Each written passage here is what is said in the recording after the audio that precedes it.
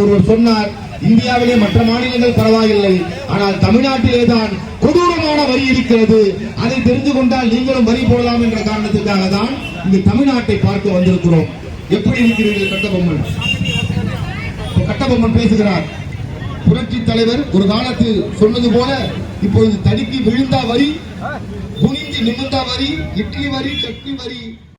சொத்து வரி உயர்வு, மின்சார கட்டண உயர்வு, அத்தியாவசிய பொருட்கள் உயர்வை கண்டித்து சென்னை தண்டையார்பேட்டையில் அதிமுக சார்பில் மனித சங்கிலி போராட்டம் நடைபெற்றது. அப்போது வீரபாண்டிய கட்டபொம்மன் மற்றும் ஜாக்சன் துரை வேடமணிந்து விலைவாசி உயர்வை கண்டித்து பேசிக் கொள்வது போல் நாடகம் நடைபெற்றது. வாபஸ் பெற்ற ஒரே முதலமைச்சர் தமிழகத்திலே எடப்பாடியார் என்பதுதான் பெருமைக்குரிய விஷயம். அந்த வரி ஒரே நாளிலே நீக்கப்பட்டது. அதற்காக பட்ட முதலமைச்சர் தான் ஜாக்சன் துரை.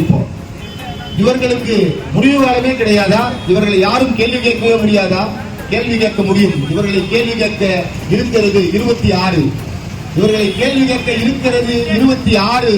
கேள்வி கேட்க வருகிறார் எங்கள் எடப்பாடி யாரு என்பது கேட்கின்ற ஆட்சிதான் இந்த ஆட்சியை கவலைகளுக்கு கொண்டு செல்கின்ற இந்த ஆட்சியை மீண்டும் புரட்சி தலைவர் ஆட்சியை நிரூபிப்பதற்காக ஒரு மிகப்பெரிய களம் கொண்டு சூரும் சிங்கமாக புறப்பட்டிருக்கிறார் எடப்பாடியார் அவர்கள். இன்றைய தினம் தமிழ்நாடு முழுவதும் இந்த மின் கட்டணத்தையும் வரியையும் எதிர்த்து ஒரு மிகப்பெரிய மனித சங்கிலியை இங்கே நடத்தி கொண்டிருக்கிறார். வடசென்னை கிழக்கு மாவட்டத்தினுடைய செயலாளர் ராஜேஷ் அவர்கள் தலைமையில் இன்றைய தினம் இங்கே பொதுமக்கள் கூடுகின்ற இந்த விழாவிலே வரி எதிர்த்து மிகப்பெரிய மனித சங்கிலியை நாங்கள் என்றிருக்கோம். என்ன ஜாக்சன், இளமையாக உங்களை பார்த்தேன், இப்பொழுது தலையெல்லாம் பஞ்சு மிட்டாய் போல இருக்கிறது, என்ன காரணம்? ஜாக்சன் பேசுகிறார். கட்டபொம்மா, நாங்கள் எப்பொழுதும் டை போடுவதில்லை, தலைக்கு விக்கு அனுபவிப்பதில்லை. நாங்கள் தலைக்கு எப்பொழுதும் டை போடுவதில்லை, விக்கு அனுபவிப்பதில்லை. ஜாக்சன் கேட்கிறார், வரி இல்லாமல் நாட்டை நடத்த முடியாது, தமிழ்நாட்டிலே வரி போட்டு என்ன செய்கிறார்கள்? கட்டபொம்மன் சொல்கிறார், வரியை வாங்கிக் கொண்டு மவுண்ட் ரோட்டுக்குள்ளே காரை விடுகிறார்கள், கடற்கரை பக்கம் விமானத்தை விடுகிறார்கள். ஜாக்சன் துரை கேட்கிறார், மக்களை என்ன விடுகிறார்கள்? ஆம், கட்டபொம்மன் தான்.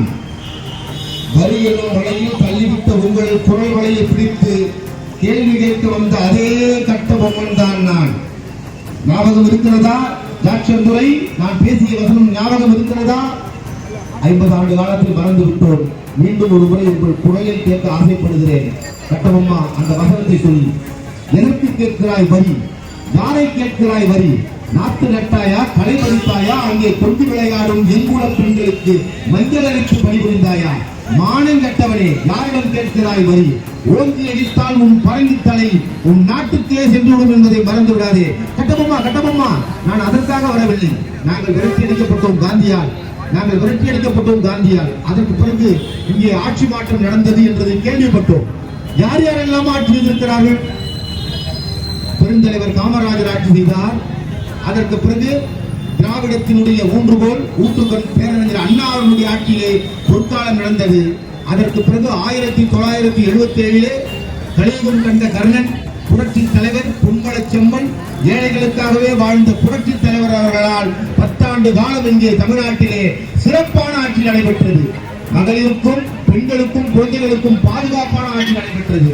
அதற்கு பிறகு சில காரணங்களுக்கு பிறகு புரட்சி தலைவி அம்மா அவர்களால் 1991 மீண்டும் புரட்சி தலைவர் ஆட்சியை புரட்சி தலைவி அம்மா அவர்கள் இங்கே ஆரம்பித்து மகளிருக்கு, ஏழைக்கு தாலி, குழந்தைகளுக்கு